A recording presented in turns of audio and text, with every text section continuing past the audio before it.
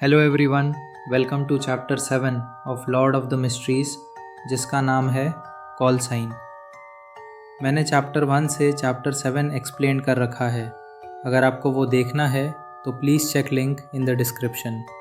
Now let's jump into chapter 7।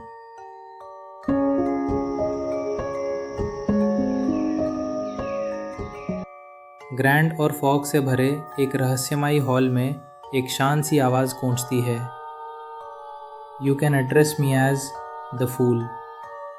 ये simple सा जवाब फॉग के साथ फैल जाता है, लेकिन ऑड्री और एल्जर के दिलों में गहरी लहर छोड़ देता है। उन्होंने कभी ऐसा डेजिग्नेशन एक्सपेक्ट नहीं किया था, पर फिर भी ये नाम उनके सामने बैठे इंसान पर बिल्कुल फिट बैठता था। Mysterious, powerful, bizarre. कुछ सेकंड्स की खामोशी के बाद ऑड्री खड़ी होती है, अपनी स्कर्ट को हल्का सा ऊपर उठाकर एक विनम्र कर्टसी करती है। ऑनरेबल मिस्टर फूल, क्या आप हमें अपनी ट्रेड का विटनेस बनने की इजाज़त देंगे? जो मिंगरुई, जो अब मिस्टर फूल है, अपनी पोजीशन के मुताबिक शांत और गंभीर जवाब देता है, इट्स नथिंग। एल्जर भी खड़ा होता है, सीने पर हाथ रखकर झुकता है, it's our honour mister Phool. Mister Phool हल्का सा मुस्कुराता है, कंटिन्यू दोनों। एल्जर बैठता है और ऑड्री से कहता है, अगर तुम घोस्ट शार्क का ब्लड हासिल कर पाओ तो उसे Warrior and Sea Bar, Pelican Street, White Rose Borough, Prince Harbour भेजना। बॉस विलियम्स को कहना ये कैप्टन का माल है। और फिर पूछता है, क्या पोशन फॉर्मूला यहीं बोला जाए या बाद में भेजा जाए? ऑड्री थोड़ा सोचकर कहती है, यहीं बोलना ज़्यादा सिक्योर है, चाहे मेरी मेमोरी का टेस्ट ही क्यों ना हो। उसे एहसास हो चुका था, मिस्टर फूल का विटनेस बनना मतलब फ्यूचर में ऐसे ही और गैदरिंग्स का होना। इसी ख्याल के साथ वो मिस्टर फूल की तरफ चमकती आंखों से देखती है। मिस्टर फूल, क्या आप ऐसे और गैदरिंग्स ट्राई करेंगे? एल्जर भी तुरंत सपोर्ट करता है।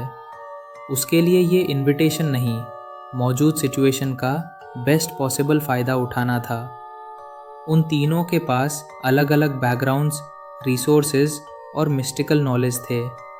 अगर ये लोग मिलकर काम करें तो रिजल्ट्स अनप्रिडिक्टेबल और पावरफुल हो सकते थे। जो मिंगरुई चुपचाप सब वे करता है। ज़्यादा गैदरिंग्स का मतलब ज़्यादा नॉलेज, बियॉन्डर सीक्रेट्स का एक्सेस और शायद वापस घर जाने का रास्ता, और साथ ही एक्सपोजर का खतरा भी। लेकिन क्योंकि समनिंग और डिसमिसल उसके कंट्रोल में है, प्रॉज क्लियरली कौन से ज़्यादा थे। वो टेबल पर उंगली टैप करता है, फिर रुककर कहता है, मैं फेयर एक्सचेंज में विश्वास रखता हूँ, तुम्हारी मदद बेकार नहीं जाएगी। हर मंडे दोपहर 3 बजे अकेला रहना, फ्यूचर में तुम पहले से लीव भी ले सकोगे। ये एक क्लियर एग्रीमेंट था। ऑड्री, जो सिर्फ 17 साल की थी, एक्साइटेड होकर हाथ भींच लेती है। तो क्या हम कॉल साइंस यूज़ करें? रियल नाम तो यूज़ नहीं कर सकते। गुड आइडिया, मिस्टर फूल कैजुअली कहता है। ऑड्री तुरंत बोल उठती है, आप फूल हो टैरो से, तो हम भी टैरो से ही चूज़ करें।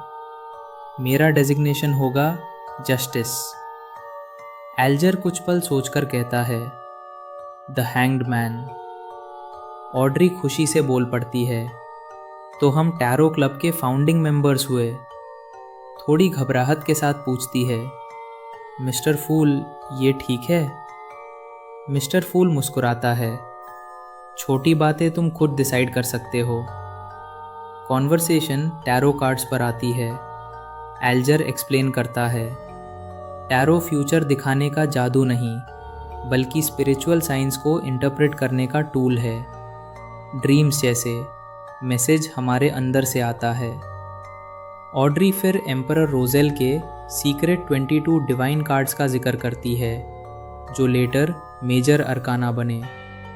मिस्टर फूल कुछ नहीं कहता, सिर्फ हैंग्ड मैन को देखता है। एल्जर कंफर्म करता है, ब्लास्फेमी स्लेट और 22 डिवाइन पाथवेज। उसी पल जॉ मिंगरुई के सर का दर्द बढ़ने लगता है। कनेक्शन अनस्टेबल हो रहा था। आज के गैदरिंग का यही अंत। बाय योर विल, दोनों झुक कर कहते हैं। क्रिम्सन स्टार्स चमक कर बूझ जाती है।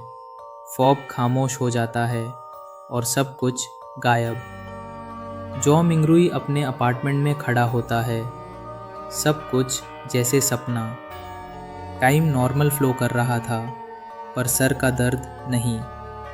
वो बैठकर मैंड्रिन में कहता है, लगता है मैं जल्दी वापस नहीं जा पाऊंगा। अब बिना पूरा मिस्टिसिज्म जाने कोई रिचुअल करना बेवकूफ़ी होती।